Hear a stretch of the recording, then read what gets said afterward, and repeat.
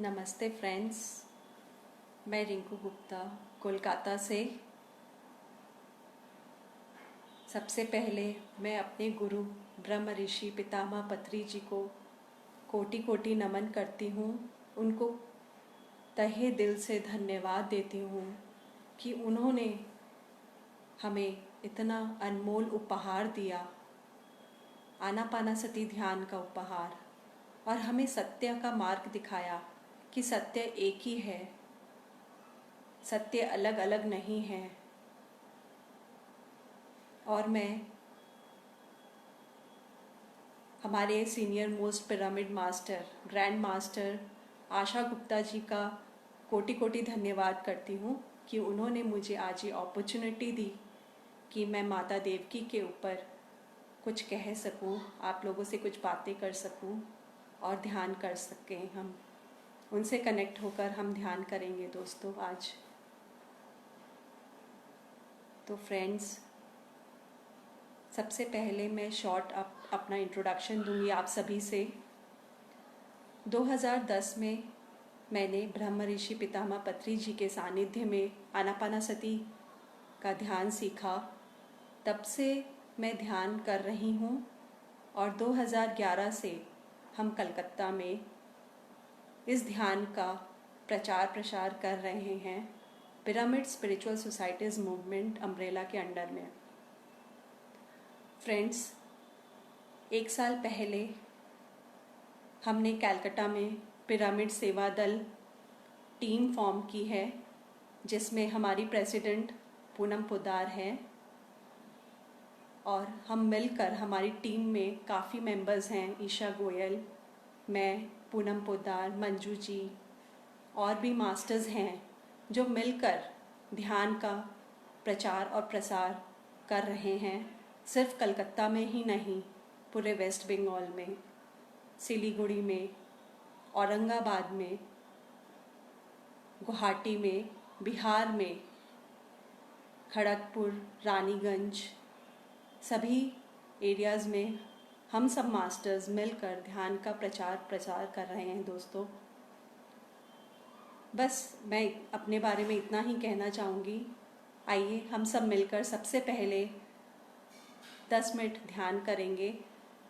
Session शुरू करने से पहले माता देवकी को याद करके, हमारे गुरु ब्रह्म ऋषि पितामह पत्री जी को याद करके हम इस ध्यान के सेशन से आज हमारा सेशन स्टार्ट करेंगे दोस्तों। तो आइए, ध्यान करने के लिए सबसे पहले आप लोगों ने, जिन्होंने भी चश्मा पहन रखा है या लेंस पहन रखा है, प्लीज़ अपने लेंस को और चश्मे को उतार लें।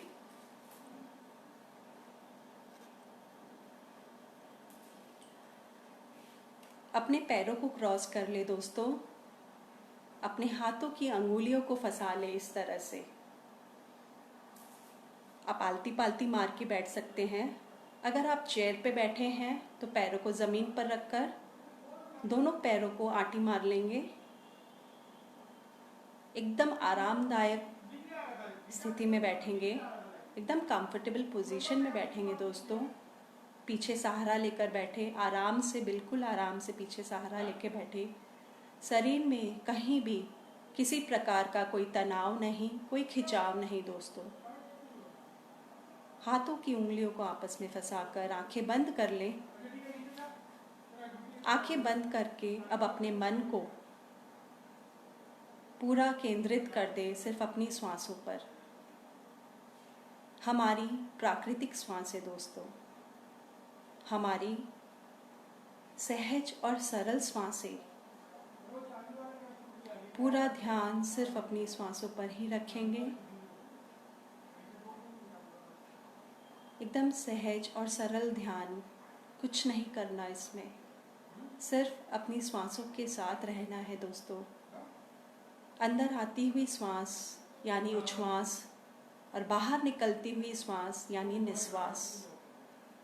अपने इस उच्छ्वास और निश्वास के साथ जुड़ जाइए, एक हो जाइए। इसे ही कहते हैं आनापानासती ध्यान। आना का अर्थ है अंदर आती हुई श्वासें, अपाना का अर्थ है बाहर निकलती हुई सांसें और सती का अर्थ है दोस्तों इन श्वासों के साथ एक हो जाना या फिर इन श्वासों के साथ जुड़ जाना। पूरी तरह से अपनी श्वासों के साथ ही रहें, ना ही किसी प्रकार की कोई सोच, ना ही किसी प्रकार की कोई विचार। अपना पूरा ध्यान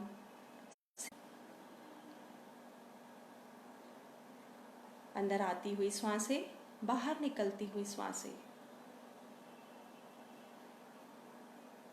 आइए हम श्वासों के साथ दोस्ती करेंगे, अपनी ही श्वासों के साथ मस्ती करेंगे दोस्तों।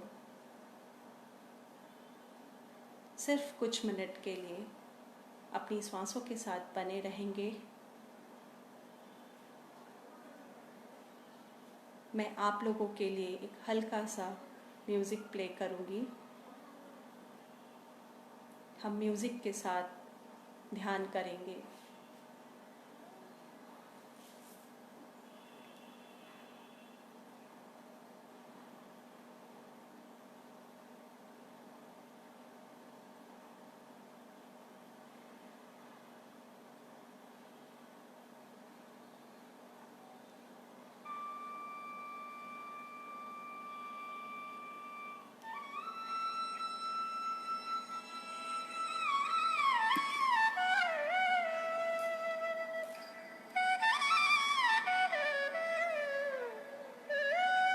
पूरा ध्यान सिर्फ अपनी श्वासों के साथ ही रखें दोस्तों। सिर्फ 5 मिनट और अपनी श्वासों के साथ पूरी तरह से, पूरी जागरूकता के साथ, हर एक अंदर आती हुई श्वास के प्रति जागरूकता, हर एक बाहर निकलती हुई श्वास के प्रति जागरूकता। आपकी श्वासें जैसी भी चल रही है, चाहे लंबी चल रही हो या छोटी हो, आपकी श्वासें धीमी चल रही है या तेज चल रही है, अपनी श्वासों को ज्यों की त्यों देखते रहें दोस्तों। अपनी श्वासों को साक्षी भाव बनकर देखेंगे, एक दृष्टा बनकर देखेंगे। श्वासें आपको जबरदस्ती लेनी और छोड़नी नहीं है दोस्तों। सिर्फ अपनी प्राकृतिक, सहज और सरल श्वासों को साक्षी भाव बनकर देखते रहिए।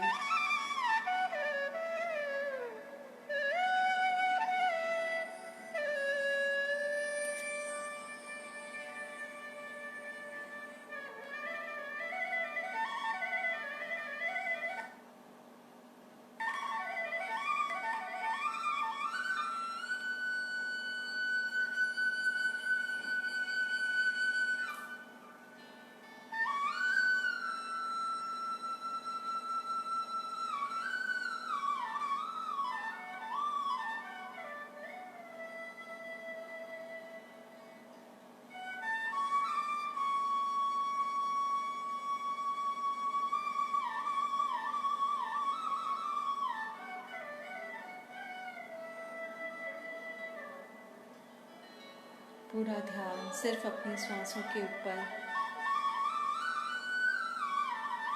जब भी मन विचारों पे भागने लगे, उसे पुनः पुनः अपनी श्वासों पर लाकर केंद्रित कर दीजिए दोस्तों।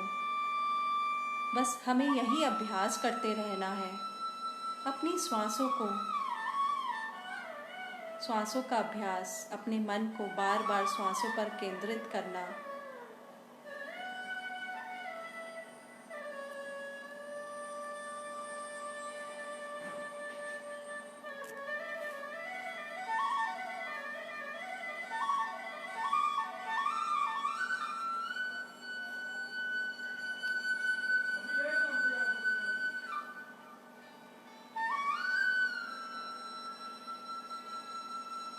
सिर्फ कुछ मिनट और अपनी श्वासों के साथ।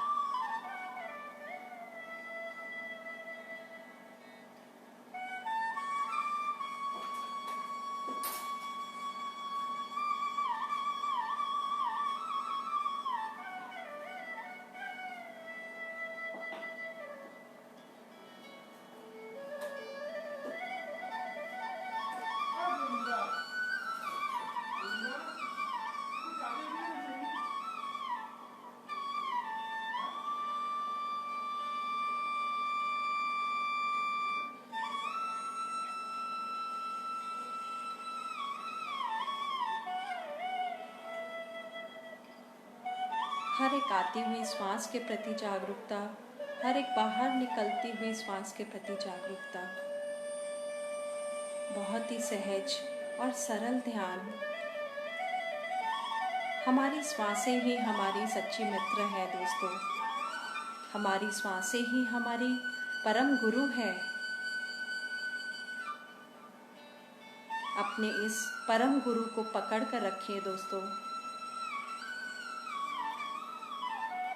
हर क्षण, हर पल अपनी श्वासों के साथ।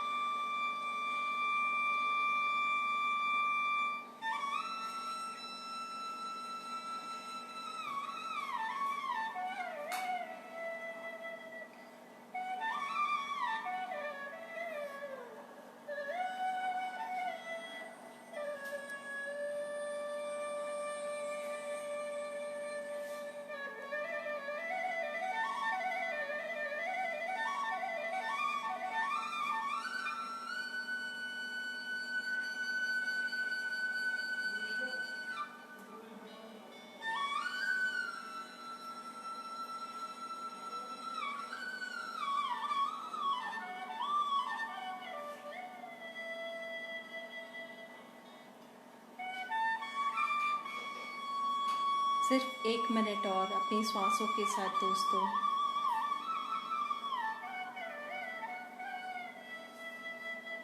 सिर्फ 1 मिनट और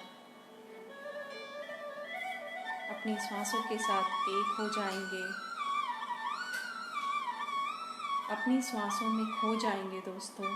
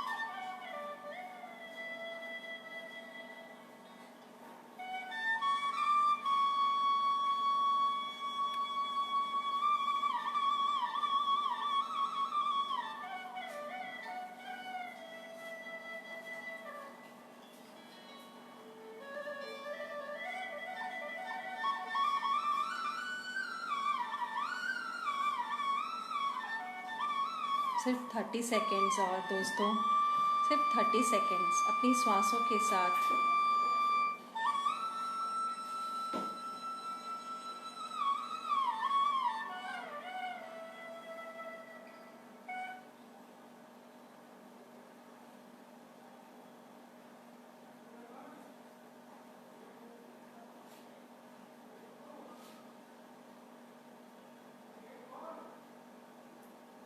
दस सेकेंड और।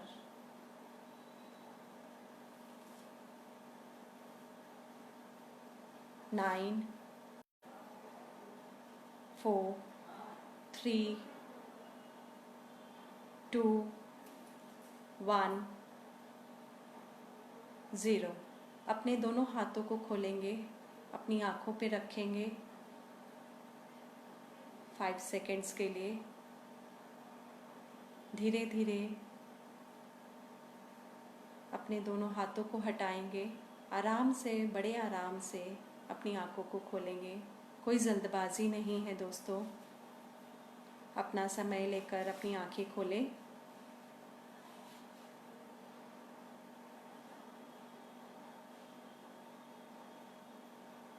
तो फ्रेंड्स, चलिए आइए अब हम अपना सेशन स्टार्ट करते हैं माता देवकी के ऊपर। सबसे पहले माता देवकी के बारे में हमने सिर्फ महाभारत में पढ़ी या हमने महाभारत सीरियल में उनके बारे में जो सुना या देखा, बस हम उतना ही जानते हैं दोस्तों। उससे ज़्यादा हमें उनके बारे में कुछ नहीं पता। हम उतना ध्यान भी नहीं देते कभी माता देवकी के ऊपर, लेकिन माता देवकी की तरफ हमारा ध्यान आकर्षित किया हमारे गुरु ब्रह्म ऋषि पितामह पत्री जी ने। उन्होंने एक बार हमारे जो मास्टर हैं, pyramid master, senior most pyramid master Poonam Poddar को कहा था कि क्या आप देवकी के बारे में जानते हैं। पूनम ने कहा, हाँ हमने सुना है नाम, कृष्ण की माँ है जिन्होंने कृष्ण को जन्म दिया। तो पितामह पत्री जी ने कहा कि आप क्या जानते हैं उनके बारे में। देवकी जैसी महान नारी शक्ति त्याग के लिए जानी जाती है, क्या आप उनके जैसा त्याग कर सकते हैं।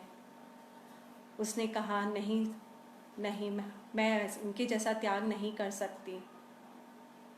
तो उन्होंने हमारा ध्यान वहाँ पर खींचा और हम कलकत्ता, हमारी टीम ने देवकी के ऊपर इस लास्ट टाइम जो महिला ध्यान महाचक्रम हुआ था दिसंबर में, हमने एक प्ले किया था सबने मिलकर। उस प्ले को हमारे senior most pyramid master Poonam Poddar ने लिखा था, सिर्फ ब्रह्म ऋषि पितामह जी के इस वाक्य पर कि देवकी एक महान नारी शक्ति है जिसके बारे में हम बहुत कम जानते हैं। हमने कभी ध्यान ही नहीं दिया उनकी तरफ, उनके त्याग की तरफ। तो फ्रेंड्स, हम सब उनकी स्टोरी को जानते हैं कि उनकी शादी वासुदेव जी के साथ हुई थी। कंस की चचेरी बहन है वो। कंस अपनी बहन देवकी को बहुत चाहते थे, बहुत ज़्यादा चाहते थे, बहुत लाडों में पली हुई थी। वासुदेव के साथ जब उनका ब्याह हुआ, कंस खुद उन्हें रथ पर बैठाकर लेकर जा रहे थे दोस्तों। अचानक से आकाशवाणी हुई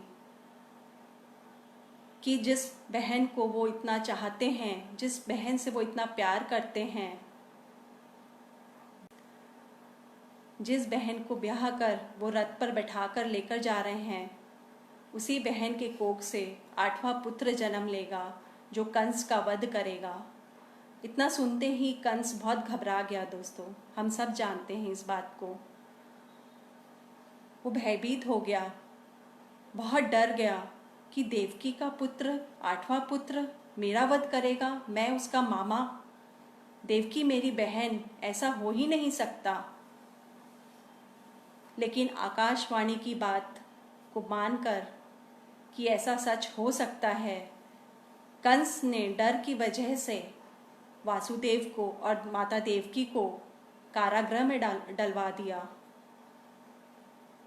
वासुदेव ने कंस को वचन दिया था कि जितने भी पुत्र होंगे वो सभी पुत्रों को कंस के हवाले कर देगा।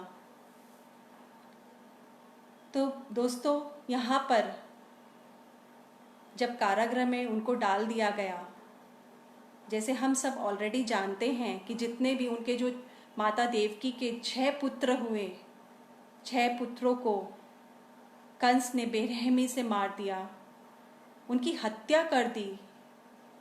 लेकिन माता देवकी अपने पुत्रों की हत्या अपने सामने, अपने आंखों के सामने होती देखती रहीं और कुछ ना कर सकी। क्या ऐसा त्याग एक माँ कर सकती है? अपने बच्चों की हत्या बेरहमी से, बेदर्दी से इस तरह से हत्या की गई, क्या कोई माँ देख सकती है दोस्तों? नहीं देख सकती। लेकिन देवकी ने देखा, माता देवकी ने उसे सहन किया। उनका ये त्याग, उनका ये महान त्याग पूरे विश्व में कोई नहीं कर सकता दोस्तों, ऐसा त्याग जो उन्होंने किया। तो फ्रेंड्स, हमने जो महाभारत में कहानियाँ पढ़ी हैं, सुनी हैं या देखी हैं, हम सिर्फ इसे एक कहानी के तौर पर पढ़ते आ रहे थे, या सुनते आ रहे थे, लेकिन इन ग्रंथों को क्यों लिखा गया? क्या वजह थी इनको लिखने की? महर्षि व्यास ने क्यों लिखा? संसार को क्यों दिया ये ग्रंथ? कि हम सब भी उसे पढ़कर उनसे शिक्षा लें, शिक्षा ग्रहण करें, हम भी उसे अपने जीवन में अपनाएं, अमल करें, जैसे माता देवकी ने किया त्याग।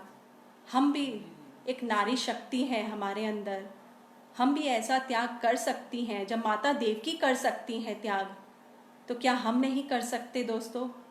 हमारे अंदर भी वो शक्ति है, लेकिन हमने पहचाना नहीं है, हमने जाना नहीं है अपने आप को। लेकिन माता देवकी ने जाना था अपने आप को, स्वयं को पहचाना था, तभी वो त्याग कर पाई, तभी वो सहन कर पाई अपने सारे बच्चों की, 6 बेटों की मृत्यु को, उनकी हत्या को वो सहन कर पाई।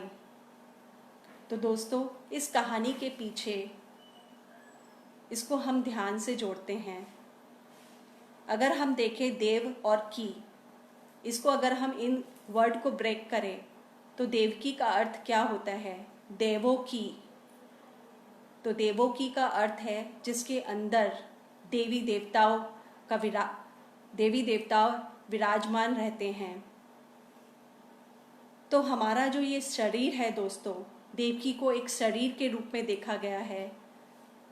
आध्यात्मिक तथ्य पर हमारा जो ये शरीर है, ये सिर्फ शरीर नहीं है, हम शरीर नहीं हैं।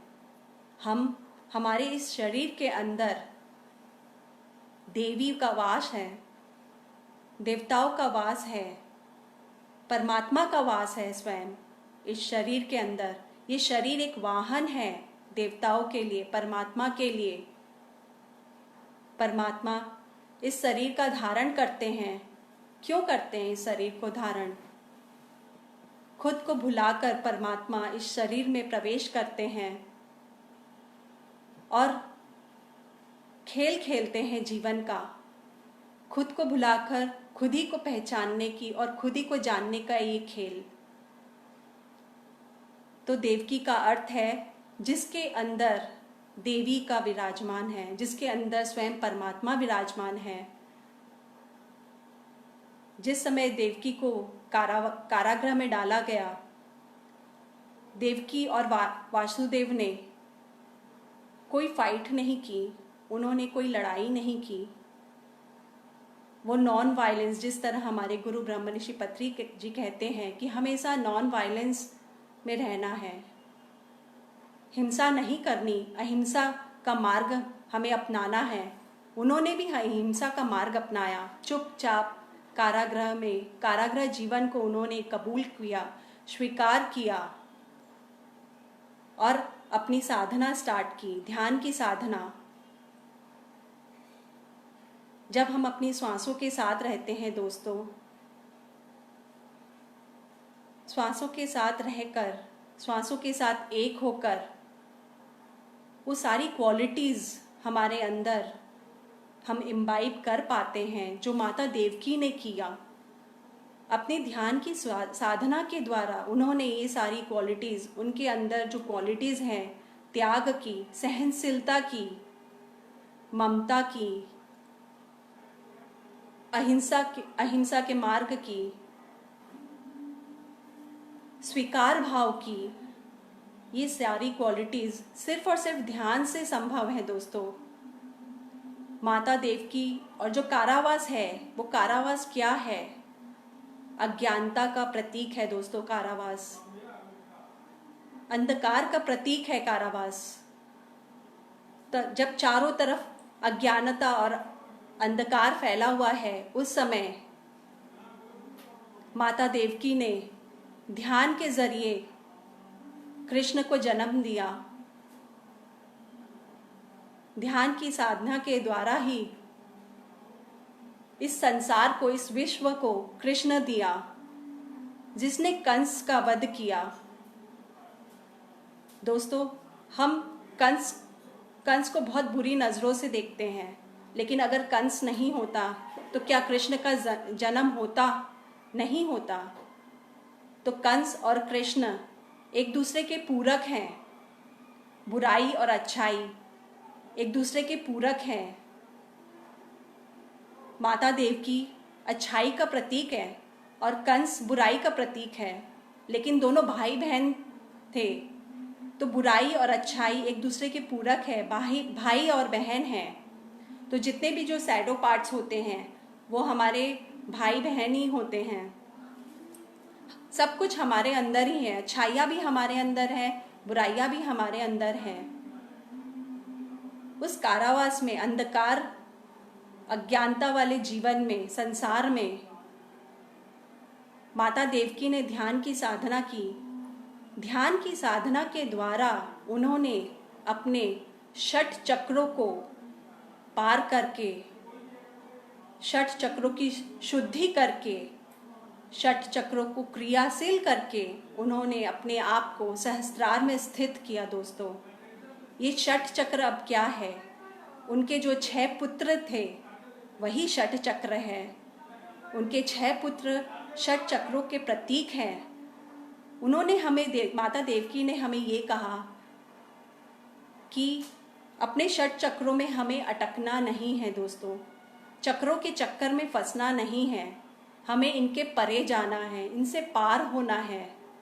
और ये कैसे संभव है? सिर्फ ध्यान की साधना से संभव है। इस अज्ञानता भरे संसार में, अंधकार भरे संसार में सिर्फ एक ध्यान ही है, एक ज्योति है हमारे लिए, एक आशा है, आशा की किरण है ध्यान हमारे लिए, प्रकाश है ध्यान हमारे लिए। यही हमारा जीवन है।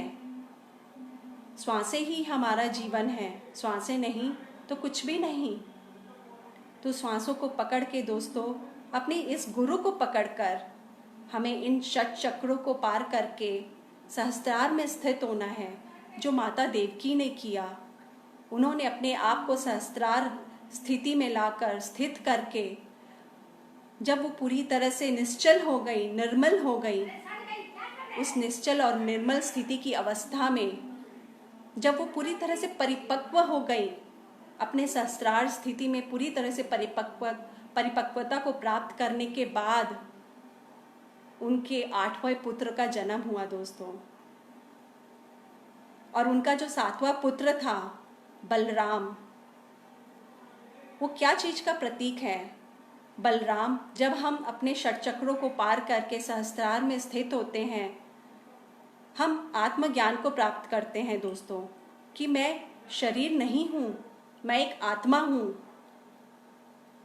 हम सूक्ष्म शरीर यात्राएं करते हैं, हम जान जाते हैं, स्वयं से जान जाते हैं, अपने अनुभवों से जानते हैं कि मैं सिर्फ शरीर नहीं हूँ, मैं सिर्फ मन नहीं हूँ, मैं एक आत्मा हूँ। और उस आत्मा तत्व में स्थित होकर, निर्मल होकर, निश्चल होकर हम उसमें परिपक्व होते हैं अपनी ध्यान की साधना के द्वारा। तो हमें आत्मशक्ति प्राप्त होती है, हमारी आत्मा शक्तिशाली होती है, बलवान बनती है, ऊर्जावान होती है। वही बलराम का प्रतीक है। आत्मा की शक्तिशाली होना, आत्मा को शक्ति प्राप्त होना, यही बलराम का प्रतीक है। जब हमें आत्मा की शक्ति प्राप्त होती है दोस्तों,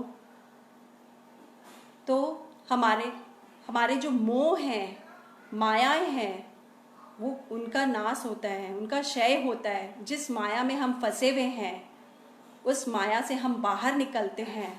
अब यहाँ माया का अर्थ क्या है दोस्तों? इस संसार में जो अंधकार है, जो अज्ञानता है, वही माया है। और माया 2 प्रकार की होती हैं, एक तो मैं अलग और तुम अलग, ये एक माया ही है दोस्तों। और एक मृत्यु, कि हम जन्म लेते हैं और हमारा मृत्यु होता है, ये निश्चित है, यह सत्य नहीं है। हम इस जन्म और मृत्यु से एक परे हैं। हम इस जन्म और मृत्यु के चक्कर में, इस चक्रव्यूह में फंसे हुए हैं, माया में फंसे हुए हैं।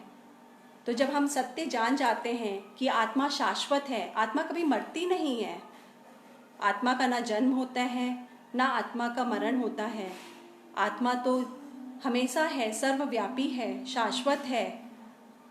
जब हम सहस्त्रार में स्थित होते हैं तो हम इन सत्यों को जान पाते हैं दोस्तों, अनुभव कर पाते हैं खुद से। प्रत्यक्ष अनुभव कर पाते हैं इन सत्य को। तो जब ये सत्य हमें पता चलता है, साक्षात्कार करते हैं हम सत्य का, तो हम इग्नोरेंस से बाहर निकलते हैं, अपनी अज्ञानता से बाहर आते हैं, अंधकार से बाहर आते हैं।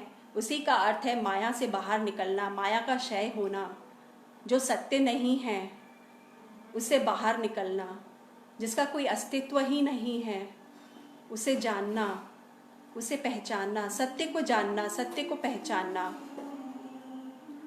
तो जो बलराम है वह हमारी आत्मा की शक्ति का प्रतीक है।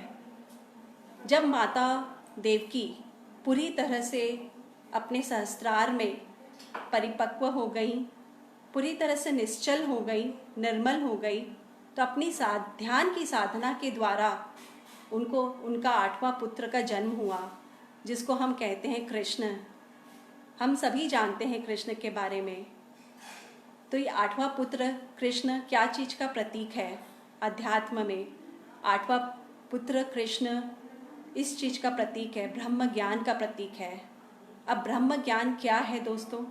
ब्रह्म ज्ञान है अहम ब्रह्मास्मि तत्वमसि, मैं ब्रह्म हूँ, आप भी ब्रह्म हो। इस पूरे ब्रह्मांड में सब कुछ ब्रह्म है दोस्तों, यही सत्य है।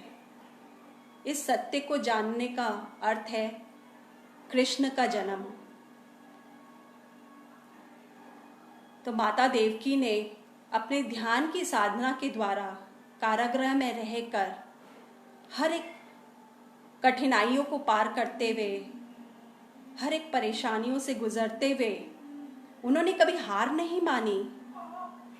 हमेशा उन्होंने आत्मसमर्पण में रहकर, सहन करके, सब कुछ त्याग करके वो आगे बढ़ती गई, क्योंकि उन्हें पता था, वो बहुत आत्मसंयमी थी। उन्होंने यह आशा थी उनको कि एक दिन कृष्ण का जन्म होगा जो कंस का नाश करेगा। इस आशा के साथ, अपनी दृढ़ संकल्प के साथ वो आगे बढ़ती गई। कभी उन्होंने हार नहीं मानी। अपने 6 पुत्रों के बलिदान के बाद भी उन्होंने अपनी हार नहीं मानी। उन्होंने अपना लक्ष्य नहीं छोड़ा। उनका लक्ष्य क्या था? ब्रह्म ज्ञान प्राप्त करना। तो दोस्तों, हम सभी का लक्ष्य यही है, ब्रह्म ज्ञान प्राप्त करना। इसलिए हम आए हैं इस धरती पर ब्रह्म ज्ञान प्राप्त करने के लिए, कि हम परमात्मा हैं, हम ब्रह्म हैं, हम कोई अलग नहीं हैं। हम किसी ब्रह्म से, किसी परमात्मा से अलग नहीं हैं। हम सिर्फ यही जानने के लिए, यही सत्य को अनुभव करने के लिए, खुद प्रत्यक्ष अनुभव करने के लिए हम इस शरीर में आते हैं दोस्तों। और हम एक खेल खेलते हैं, लुका छुपी का खेल खेलते हैं। हम भूल जाते हैं कि हम परमात्मा हैं और छुप जाते हैं अपने आप से ही। इस खेल को खेलने में बड़ा मज़ा आता है दोस्तों, क्योंकि जब तक हम खेल नहीं खेलेंगे वो आनंद नहीं आएगा, खुद को जानने का, खुद को पहचानने का आनंद। तो जब हम अपने आप को खोज लेते हैं अपने ध्यान के माध्यम से, ध्यान की साधना के माध्यम से, तो वो एक आनंद अलग ही होता है दोस्तों। उसका मज़ा एक अलग ही होता है कि पहले खुद को ही भुला दो, खुद को ही खो दो, फिर खुद ही को ढूंढ लो। स्वयं को ढूंढने हम निकल पड़ते हैं दोस्तों। ये खेल नहीं तो और क्या है। तो दोस्तों, आज जो मैंने अभी देवकी के बारे में आप सभी से शेयर किया, उसे मैं आज के इस परिस्थिति से रिलेट करके आपसे कुछ कहना चाहती हूँ सभी से, कि जिस तरह से माता देवकी कारावास में बंद होकर उन्होंने ध्यान की साधना की, पूरे अंधकार भरे संसार में, अज्ञानता भरे संसार में उन्होंने हार नहीं मानी, उन्होंने अपने लक्ष्य को नहीं छोड़ा। कितनी मुश्किलें आईं। उसी तरह से दोस्तों, आज हम भी जिस परिस्थिति में हैं, सेम वही परिस्थिति में हैं। हम सभी माता देवकी की परिस्थिति में ही हैं दोस्तों, और वासुदेव की परिस्थिति में। हम सब भी अभी घर में इस कारावास में बंद होकर सब बैठे हुए हैं कोरोना के डर से। वहाँ पर कंस ने माता देवकी को और पिता वासुदेव को कारागृह में डाल दिया था, आज यहाँ कोरोना ने हमें कारागृह में डाल दिया है दोस्तों। तो इससे हमें क्या सीख लेनी चाहिए? माता देवकी से और पिता वासुदेव से हमें सीखना चाहिए कि चाहे अंधकार कितना भी हो, चाहे अज्ञानता कितनी भी हो, हमें हार नहीं माननी। अभी तक हम बाहर ही भटक रहे थे, हमें अब स्वयं को परिवर्तित करना है। हम बहिर्मुखी थे, अब हमें अंतर्मुखी बनना है दोस्तों। समय आ गया है अंतर्मुखी बनने का। तो हमें इस परिस्थिति में माता देवकी के पथ का अनुसरण करना है, अपने अंदर जाना है, अंतर्मुखी बनना है और ध्यान की साधना के द्वारा अपने लक्ष्य को, जो हम भूल चुके हैं कि मैं परमात्मा हूँ, हम सभी परमात्मा हैं, इस बात को जिसे हम भूल चुके हैं, उस लक्ष्य को पकड़ कर रखें और उस लक्ष्य को हासिल करें। जब तक हासिल ना करें उसे ना छोड़े दोस्तों। जिस तरह माता देवकी ने हासिल की, हम सब भी हासिल कर सकते हैं। हम में काबिलियत है, हम कम नहीं हैं। अपने आप को कम मत समझिए दोस्तों। आप सब में भी, आप भी वही परमात्मा हो, बस आपको पहचानने की देरी है, अपने आप को जानने की देरी है, अपने आप को खोजने की देरी है। तो अभी हमें समय मिला है और ये समय हमें प्रकृति ने दिया है, ये उपहार दिया है प्रकृति ने हमें कोरोना के रूप में, कि हम अपने अंदर जाएं, अंतर्मुखी बने, ध्यान की साधना करें, अपनी श्वासों को पकड़ें। सिर्फ अपनी श्वासों को पकड़ना है और कुछ नहीं करना दोस्तों। आपको बहुत ही सिंपल और सहज और सरल ध्यान है। अगर ध्यान की कोई सही पद्धति है तो गौतम बुद्ध ने बताया है कि वो है सिर्फ और सिर्फ आनापानासति।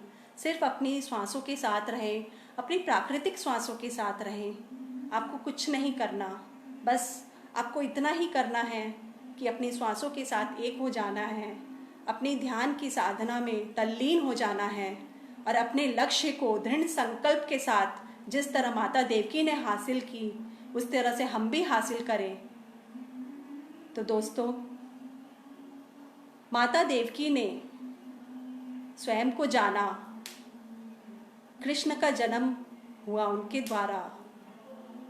महान देवी, उनके आगे हम नमन करते हैं, उनके त्याग को, उनकी सहनशीलता को, उनकी क्वालिटीज़ को हम नमन करते हैं दोस्तों। कभी भी उन्होंने हार नहीं मानी।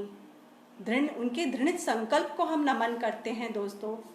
और हम यही विनती करते हैं कि हम भी ध्यान की साधना करके, अपनी श्वासों को पकड़ के, उन सारी क्वालिटीज़ को, उन सारे गुणों को हम भी जागृत कर पाएँ अपने अंदर। हमारे अंदर है वो गुण, बट हम भूल चुके हैं।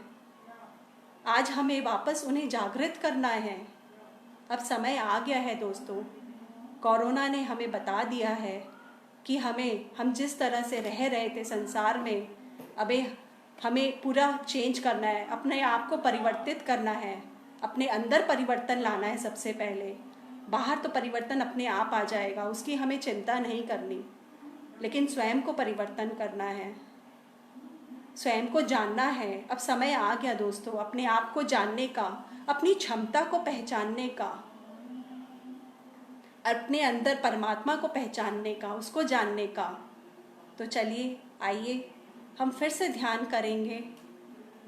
जिस तरह से माता देवकी ने अपने पूर्णात्मा को प्राप्त हुई, हम भी अपने पूर्णात्मा को प्राप्त होंगे। हम भी उस अवस्था को प्राप्त हों अपने ध्यान की साधना के द्वारा। तो मैं आप सबसे यही विनती करूँगी दोस्तों कि ध्यान की साधना करते रहें, इसे ना छोड़ें। निरंतर जिस तरह से रोज़ हम अपने खाना खाते हैं, हम अपने सभी कार्यों को करते हैं, हम अपने ध्यान की साधना भी करें तत्परता के साथ, दृढ़ता के साथ, और पूर्णात्मा को प्राप्त करें, ब्रह्म ज्ञान को प्राप्त करें, अपने सत्य को जानें, साक्षात्कार करें सत्य का, परमात्मा तत्व का साक्षात्कार करें अपने अंदर दोस्तों। तो आइए फिर से ध्यान में बैठते हैं 10 मिनट के लिए। अपनी आंखें बंद करेंगे अपने चश्मे को उतार लें, अपने पैरों को क्रॉस कर लें। आप आलती पालती मार के बैठ सकते हैं। अगर आप चेयर पे बैठे हैं तो पैरों को ज़मीन पर रखकर दोनों पैरों को आंटी मार लें। अपने हाथों की उंगलियों को आपस में फंसा लेंगे दोस्तों। अपनी आंखें बंद कर लें। अपनी आंखें बंद करके अपने मन को एकाग्र करके अपने मन को अपनी श्वासों पर ले आएंगे। अंदर आती हुई श्वासें, बाहर निकलती हुई श्वासें, हमारी कोमल श्वासें, प्राकृतिक श्वासें, निर्मल श्वासें। हमारी ये श्वासें ही हमारा जीवन है दोस्तों। ये लाइफ फोर्स है। ये श्वासें है तो इस शरीर का कोई अस्तित्व है। ये श्वासें नहीं तो इस शरीर का कोई अस्तित्व ही नहीं है। पूरा ध्यान सिर्फ अपनी श्वासों के ऊपर, अपने श्वासों के आवन और जावन को साक्षी भाव बनकर सिर्फ देखते रहे। अंदर आती हुई श्वासें, बाहर निकलती हुई श्वासें। पूरा ध्यान सिर्फ अपनी श्वासों पे ही रखेंगे और अपने अंदर इन श्वासों के जरिए उन सारे गुणों को हम अपने अंदर क्रियाशील करेंगे जो माता देवकी ने किया था। हम भी उन्हीं के पथ का अनुसरण करेंगे जो माता देवकी ने किया था।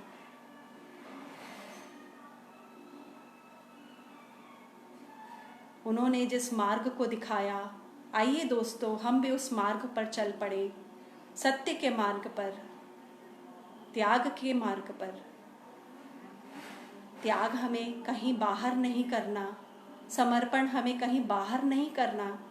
हमारे अंदर ही खुद को, स्वयं को समर्पण करना है, स्वयं को त्याग करना है। अपनी श्वासों को त्याग करिए, अपने आप को, अपने इन श्वासों के हवाले कर दीजिए। पूरी तत्परता के साथ, समर्पण भाव के साथ पूरा ध्यान सिर्फ अपनी श्वासों पर दोस्तों, श्वासों के आवन और जावन पर। सिर्फ श्वासों के साथ रहकर ही हमारा मन बिल्कुल शांत हो जाता है, विचार शून्य अवस्था को प्राप्त होता है और इसी विचार शून्य मन में विश्व शक्ति, कॉस्मिक एनर्जी हमारे अंदर भारी मात्रा में प्रवाह होती है दोस्तों।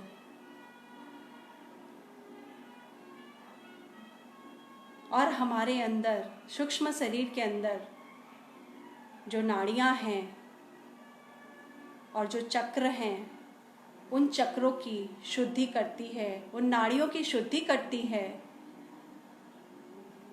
हमारे चक्रों को क्रियाशील करती है।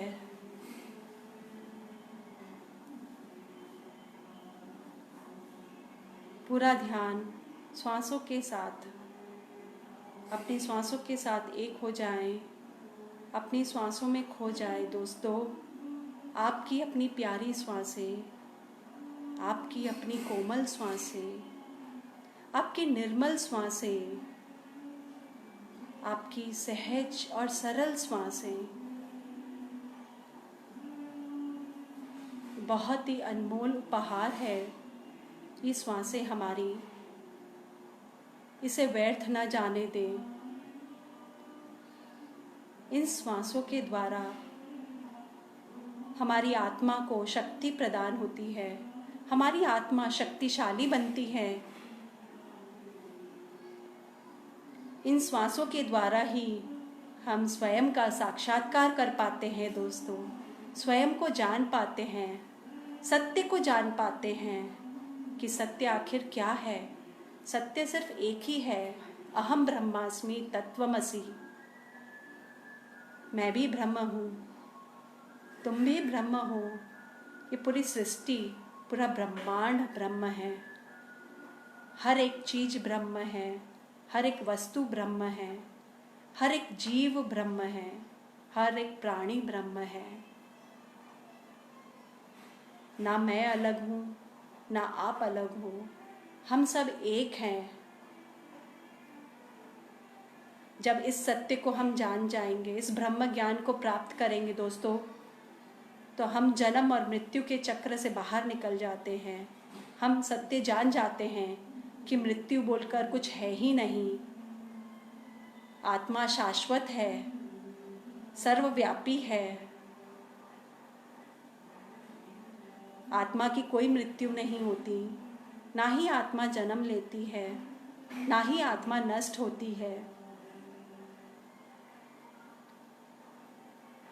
पूरी तरह से अपनी श्वासों के साथ ही रहेंगे। अपनी हर एक अंदर आती हुई श्वासों के साथ हम अपने अंदर गहराई में, अनंत गहराई में उतरते जाते हैं दोस्तों। हर एक श्वास हमें हमारे अंदर अत्यंत गहराई तक लेकर जाती है हमें।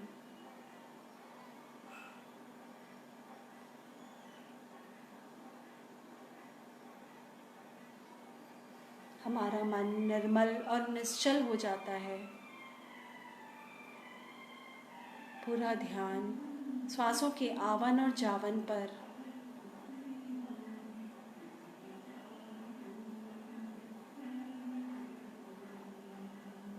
अंदर आती हुई श्वासें, बाहर निकलती हुई श्वासें।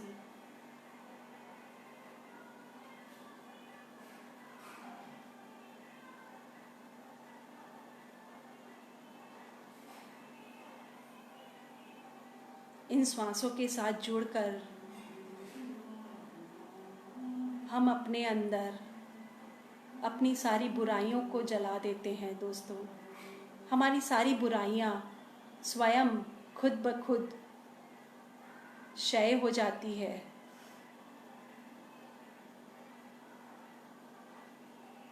और हमारे जो गुण हैं वो बाहर निकल के आते हैं, जैसे माता देवकी के गुण, सहनशीलता, त्याग, समर्पण,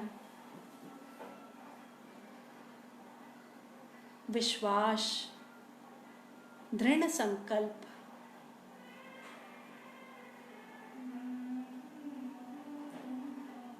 ध्यान के द्वारा, अपनी श्वासों के द्वारा हम भी इन गुणों को क्रियाशील करते हैं दोस्तों। पूरा ध्यान सिर्फ अपनी श्वासों के ऊपर ही।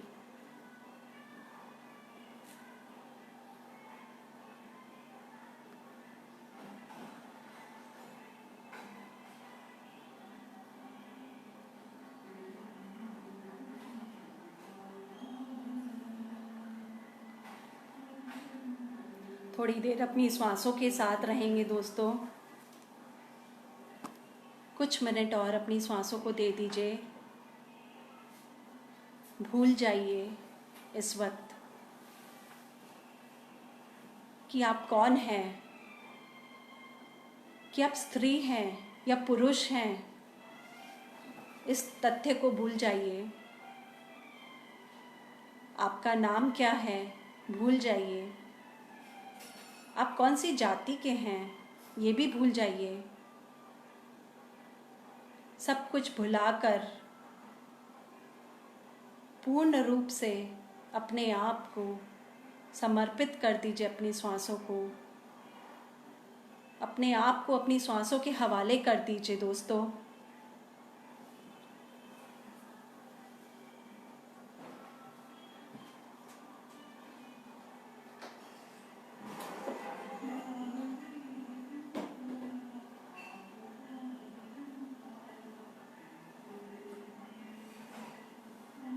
पूरा ध्यान श्वासों के आवन और जावन पर।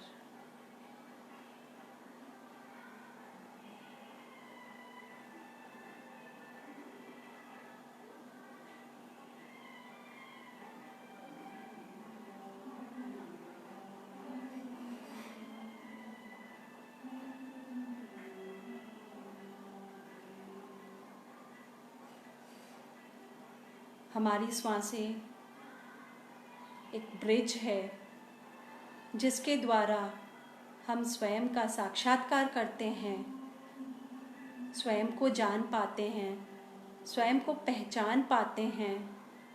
एक ये श्वासें ही तो है जो बचपन से लेकर आज तक हमारे साथ है, हर क्षण हर पल हमारा साथ निभाती है, हमें कभी नहीं छोड़ती।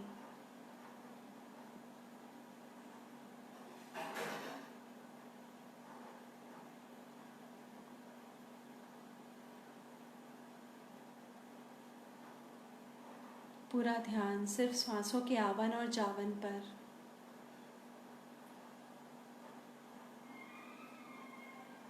कोई सोच नहीं, कोई विचार नहीं, कोई मंत्र नहीं, कोई जाप नहीं।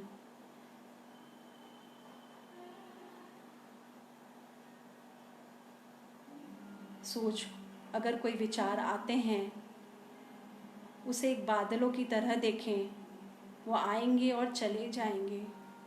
विचारों में अटकना नहीं है दोस्तों।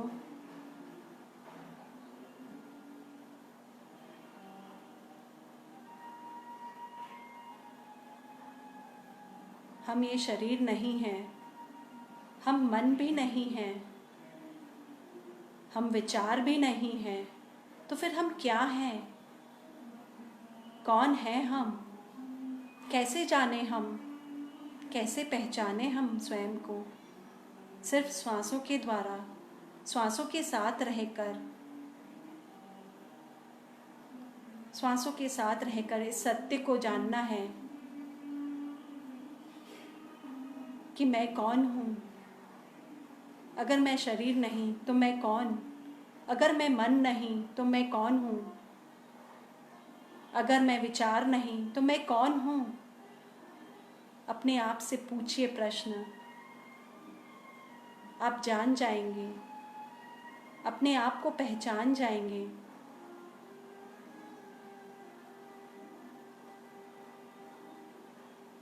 अगर माता देवकी कर सकी तो हम क्यों नहीं? आप क्यों नहीं कर सकते? आप भी कर सकते हैं। माता देवकी से प्रेरणा लेनी है, उनसे सीखना है हमें।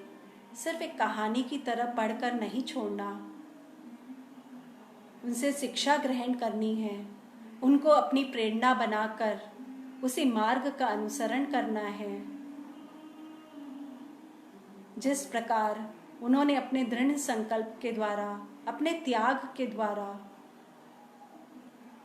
अपनी सहनशीलता के द्वारा कृष्ण को जन्म दिया, क्या हम नहीं दे सकते? हम भी कृष्ण की माँ बन सकते हैं।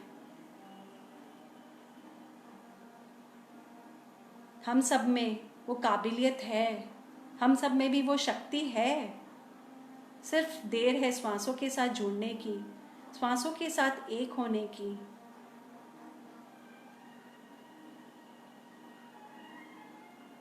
आइए हम भी आज दृढ़ संकल्प करें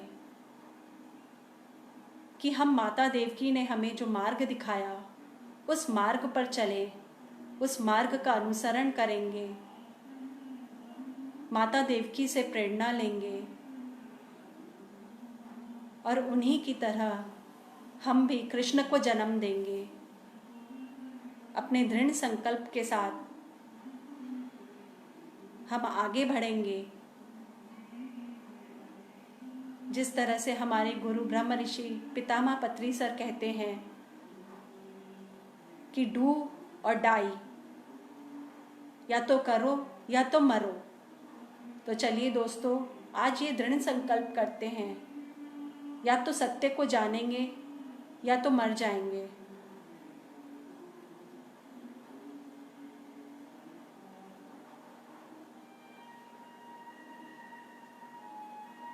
कुछ मिनट और अपनी श्वासों के साथ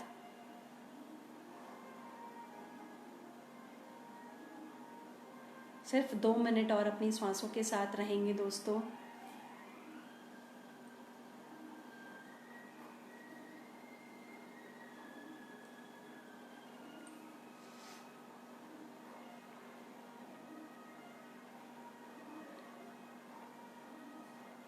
रोज अभ्यास करें, निरंतर अभ्यास करें, घंटों घंटों ध्यान करेंगे।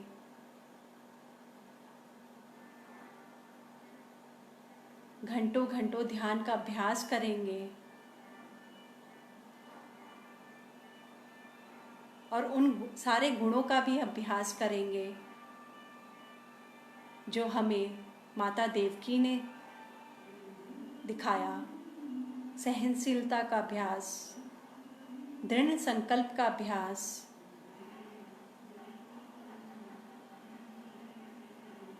त्याग का अभ्यास, समर्पण का अभ्यास।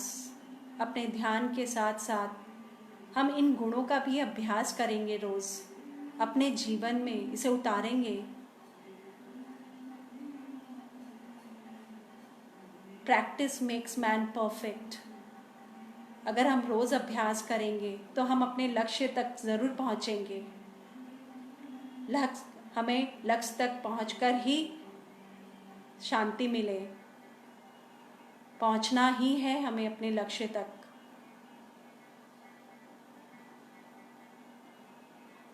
रोज ध्यान के अभ्यास से ये बहुत सरल हो जाता है हमें। चाहे कितनी भी वेदना हो, चाहे कितनी भी पीड़ाएं आए, चाहे कितने भी कष्ट हो जीवन में, कितना भी अंधकार हो, चारों तरफ अज्ञानता है, हमारे अंदर अज्ञानता है, उन सारे अज्ञानता को, अंधकार को खत्म करती है हमारा ध्यान।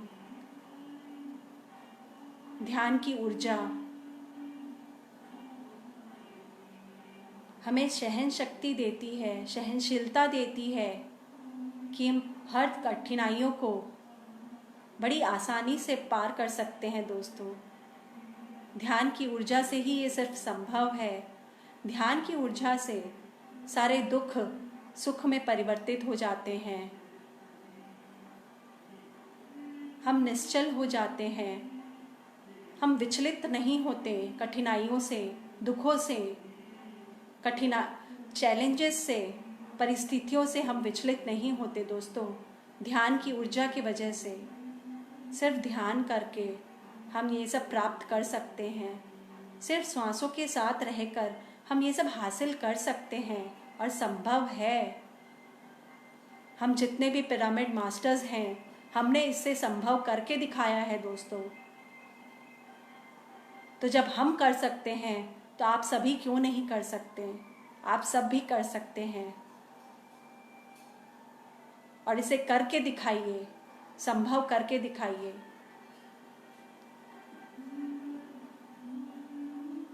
सिर्फ 1 मिनट और अपनी श्वासों के साथ रहेंगे।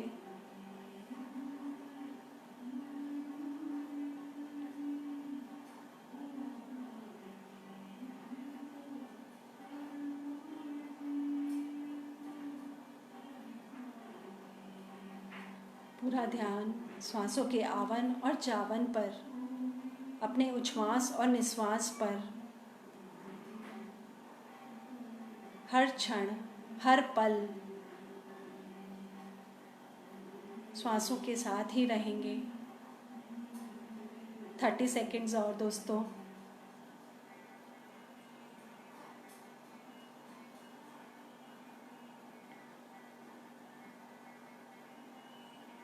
जिस तरह से माता देवकी ने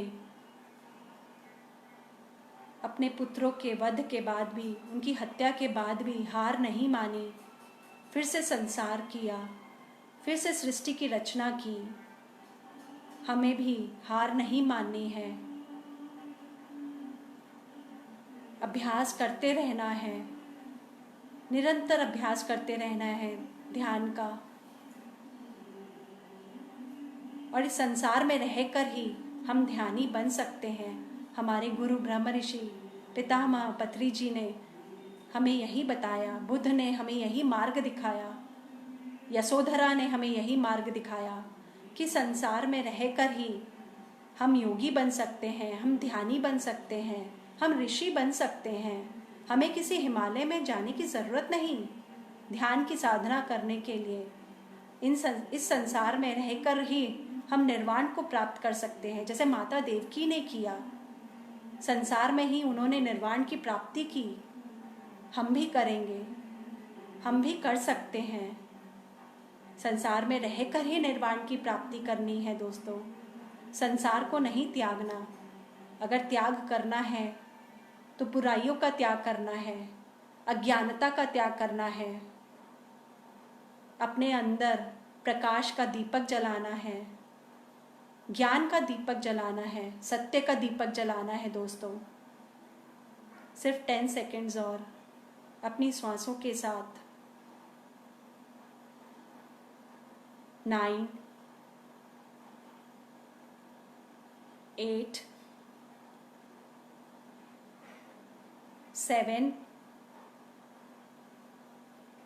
6, 5, 4, 3, 2, 1, 0।